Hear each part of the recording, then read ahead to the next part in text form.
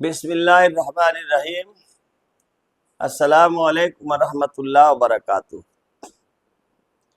قرآن مقدس میں اللہ تعالی جہاں جہاں نماز کا حکم دیتا ہے،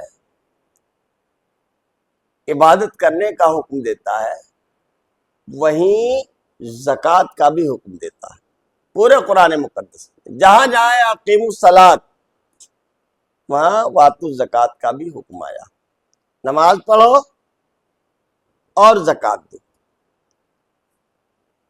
یعنی ایک طریقے سے عبادت جو بدنی عبادت ہے اس کو مالی عبادت سے اللہ پاک نے جوڑ دیا۔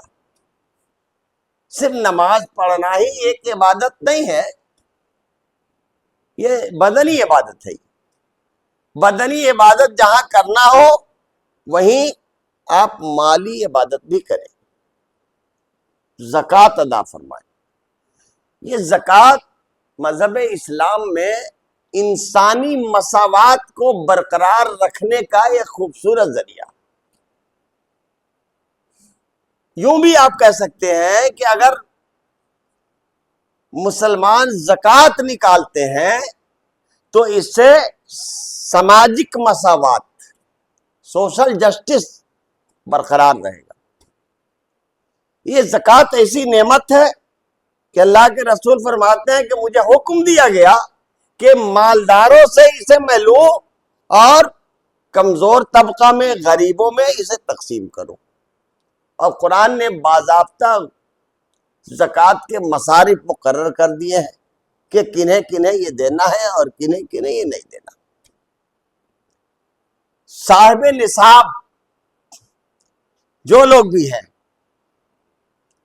یعنی اپنی ضروریات زندگی پوری کرنے کے بعد سال میں جن کے پاس 7.5 تولہ سونا یا 52.5 تولہ چاندی یا اس کی قیمت، اس کا ویلو جن کے پاس ہے، یا اتنی قیمت کی کوئی بھی مالیت بزنس اگر ہے، سال گزر گئے اس پر، تو ایسی چیزوں پر زکوٰۃ ہے۔ گھر میں جو زیورات رکھے ہیں ان پر بھی زکوٰۃ ہے۔ زکوٰۃ کا مقصد یہ ہے کہ ایک معمولی سی رقم اگر آپ اللہ تعالیٰ کے فرمان کے مطابق اللہ کے لیے نکالتے ہیں، دکھاوے کے لیے نہیں، خلوص اور للہیت کے ساتھ نکالتے ہیں، اور آپ غریبوں میں اپنی زکوٰۃ کو تقسیم کر دیتے ہیں، تو جو لوگ محتاج ہیں، پریشان حال ہیں، قیدی ہیں، جو لوگ بیوہ اور یتیمی کی زندگی گزار رہے ہیں، یا کسی بھی آفت اور مصیبت میں مبتلا ہیں، مسافر ہیں جن کے پاس پیسہ نہیں ہے، تو انہیں زکوٰۃ دینے کا حکم اس لیے دیا گیا ہے تاکہ کہیں بھی کسی کی چول اگر کمزور ہے، کہیں بھی دبا ہوا ہے، تو اس نظام زکوٰۃ کے ذریعے اس کی خفیہ یا اعلانیہ مدد کر دی جائے، اور وہ بھی جو اصل پٹری ہے، زندگی کی اصل پٹری پہ وہ لوٹ جائے۔ زکوٰۃ دینے کا یہ مقصد نہیں ہے کہ کوئی زندگی بھر مانگتا رہے اور آپ چٹکی چٹکی کسی کو دیتے رہیں، بلکہ دینے کا طریقہ یہ ہونا چاہیے کہ جو جائز مصارف ہوں انہیں دے، اور اتنا دے دے، اس طریقے سے کسی کو نواز دے کہ وہ گرا ہے تو وہ کھڑا ہو جائے۔ اور لوگ کیا کرتے ہیں، یہ زکوٰۃ نکالا اور زکوٰۃ نکالنے کے بعد انہوں نے ریزگاری بنا لی اس کی، اب وہ چلے آ رہے ہیں۔ ایسے لوگ جو دن بھر مانگتے ہیں اور رات بھر شراب پیتے ہیں۔ آج مکن پور شریف میں بھی یہ حالات ہیں کہ پورے علاقے کے ایسے لوگ جو پتہ نہیں مسلمان ہیں بھی کہ نہیں، اس قدر مانگنے والوں کی ہنگامہ آرائی ہو جاتی ہے کہ اللہ کی پناہ۔ اور 10 روپیہ، 2 روپے، 5 روپے آپ بانٹ رہے ہیں، تو یہ بانٹنے کا یہ مقصد نہیں ہے قرآن کا۔ کہ آپ بھیک ایسی کسی کو بانٹیں، بلکہ زکوٰۃ سے کسی ایسے کی ضرورت پوری کر دیں جو گرا ہوا ہے، اس کو کھڑا کر دیں، آپ اس کی ضرورتیں پوری کر دیں۔ زکوٰۃ کا مقصد یہ ہے۔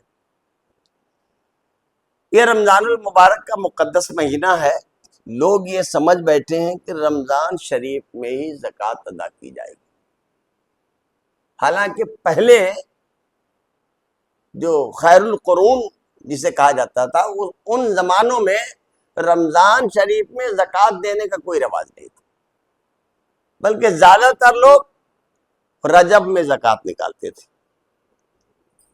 چونکہ رجب یہ ان مہینوں میں شمار ہے جن میں جنگ نہیں کی جا سکتی، تو اس میں زکوٰۃ نکالتے تھے تاکہ امن اور سکون کے دنوں میں زکوٰۃ نکال کر زیادہ سے زیادہ مستحقین کے اندر تقسیم کیا جا سکے۔ اب وہ ایک پروفیشن ہو گیا ہے کہ رمضان شریف میں ہی لوگ زکوٰۃ نکالتے ہیں، اور اس کا شاید مقصد یہ ہوگا کہ رمضان میں نیکیوں کے درجات بلند کر دیے جاتے ہیں۔ اگر عام دنوں میں ایک نیکی کا صلہ 10 نیکی کے برابر ہے، تو رمضان شریف میں کم سے کم 70 نیکیوں کے برابر ہے، تو لوگ یہ نیت کر لیے ہیں کہ اس میں بانٹیں گے تو زیادہ ثواب ہوگا۔ حالانکہ ایسا کچھ نہیں ہے کہ صرف رمضان ہی میں آپ بانٹیں۔ آپ کے پاس مال ہے اور کسی کو ضرورت ہے شعبان میں، کسی کو ضرورت ہے ربیع الاول میں، کسی کو ضرورت ہے محرم الحرام میں، تو آپ اس وقت بھی اپنی زکوٰۃ بانٹ سکتے ہیں، تقسیم کر سکتے ہیں۔ ایک دوسری بات اور بتاؤں، سماجک انصاف یہ مسلمانوں میں آج کے دور میں تقریباً یہ مٹتا جا رہا، بڑا ہے تو بڑا ہی ہو گیا ہے، چھوٹا ہے تو وہ چھوٹا ہی ہو گیا۔ اسلام یہ درس دیتا ہے کہ اپنے ہمسایہ کو، اپنے پڑوسی کو، اپنے ان عزیز و اقارب کو جو یہ محسوس کرتے ہیں کہ ہمیں نظر انداز کیا جاتا ہے، خصوصی طور سے اپنے دسترخوان پر بلائیں، اپنے گھر میں بلائیں، اپنے معاشرے میں بلائیں، اور ان کی ایسی عزت افزائی کریں کہ اسے محسوس ہو کہ واقعی اسلام ہمیں کتنا اچھا درجہ دیتا ہے، کتنا اچھا مقام دیتا ہے۔ بلکہ نبی کریم صلی اللہ تعالی علیہ وآلہ وسلم نے کفار اور مشرکین کے ساتھ بھی ہمدردی رکھا ہے، ان کے ساتھ بھی حسن سلوک کیا ہے۔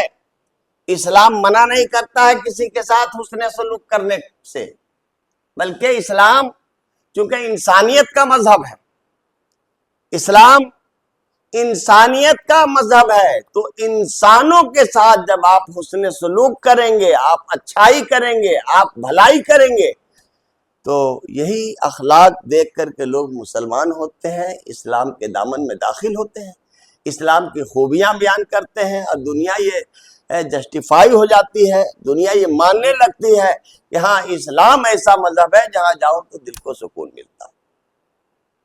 میں اپنے سارے ملنے والوں سے، سارے محبین سے یہ گزارش کرتا ہوں کہ آپ جہاں بھی رہیں وہاں اسلام کو قائم کرنے کی کوشش کریں، یعنی سلامتی اور امن اور محبت کو قائم کرنے کی کوشش کریں۔